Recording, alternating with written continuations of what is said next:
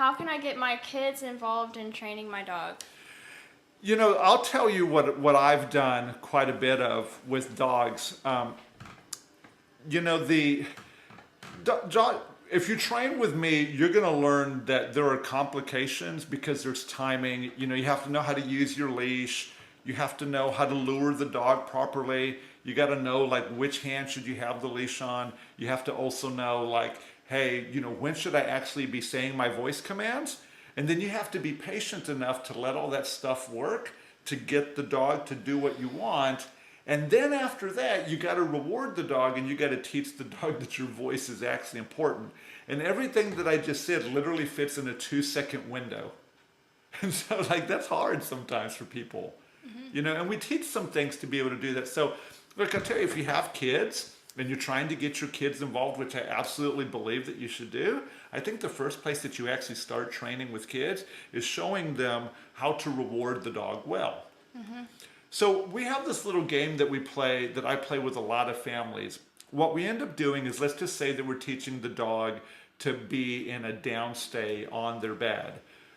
So the mechanism that I used to teach people is the dog is in a down. We've walked away several steps, and the dog is staying. And the next thing that we say as humans is we'll say, "Good dog."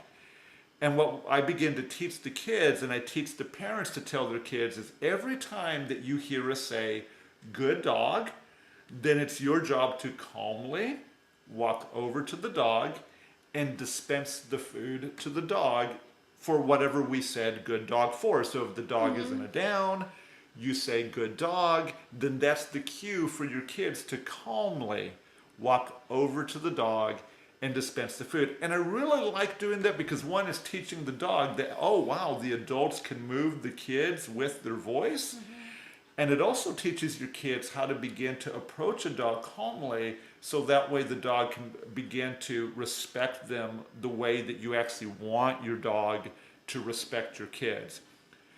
After we teach kids that, after we teach the kids to respond that we say "good dog" and then the kids go and feed, then I begin to teach the kids to say "good dog" first and then go and reward. And then I think step 3 would be, once the dog is understanding how to do a skill, like how to go to their place by using the leash, I'll give the kids the leash. And I'll tell the kids to put some tension on the leash and to tell the dog to go to its bed. And we're probably, 200, 300 repetitions. This might be 2 days into a training program. And then we teach them to say "good dog" and do that. So getting your kids involved is an important part. Make sure that you start off nice and slow, teach the kids the reward mechanisms, and then teach the kids how to use the leash to tell the dog to actually do something.